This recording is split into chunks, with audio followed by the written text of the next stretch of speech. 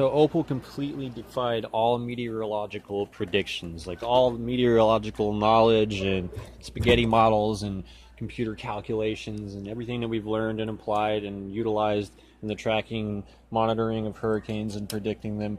It completely defied all of that and did something that the complete opposite of what everybody expected. Overnight, it just started racing towards us at an alarming speed. I'm talking booking it. If it was a car on the interstate, it was passing everybody.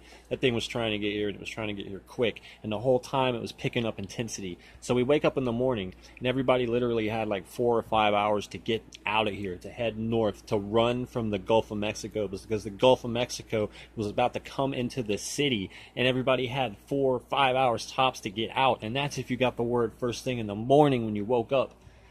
It was like, if you messed around for a couple hours and then you finally heard about it, you had like 3 hours, you know what I mean, or two. So it was crazy, and yeah, this thing just completely defied all meteorological logic. Nobody even it's just like I said, a freak of nature. That's how I described it. It was just this crazy thing. It was like the end of the world, kind of Armageddon, crazy, but not in a bad way. Like, to me, it was fun. It was exciting. I was 10 years old, and I still love hurricanes. They're awesome. But Opal was, it and Hurricane Aaron are my two favorite hurricanes, and they always will be. And I think there's other people like that out there, especially people like me who like storms. And I know I'm not the only one. There's lots of storm chasers and stuff, and I'm sure everybody has like their own hurricane. It's got like this special secret meaning that only they could understand attached to it. And just reminiscing about it brings back all the feelings and everything associated with that experience. And I think hurricanes are the coolest ever. I love hurricanes. Hurricane Aaron and Opal, my favorites, definitely. First 2 months apart. And Opal is just, I could talk about Opal all day. Man, I love Hurricane Opal. Man, Opal rules.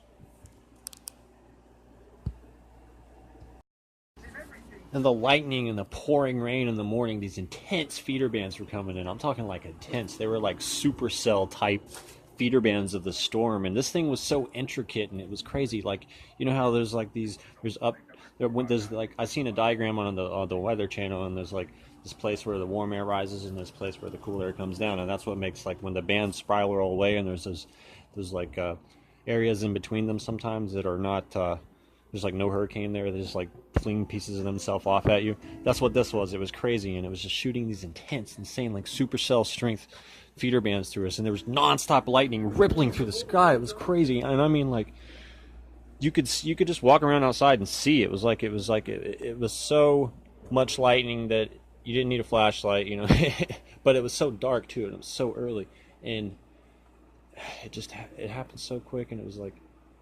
And at first, I mean, the whole time I was really excited, but it was like extreme excitement. But then the morning of, it was like excitement coupled with holy beep. You know what I'm saying? Like, I'm like putting everything in bags, and I'm like, this is gonna be awesome. But man, I hope all my stuff doesn't get ruined. I'm 10 years old, but Hurricane Opal, that's like one of the coolest memories I have. I think about those two. I'm probably going to sound crazy here, but I think about those two storms pretty much every day of my life. I celebrate the day they happen like it's a holiday. I'm a true storm nerd. I love storms.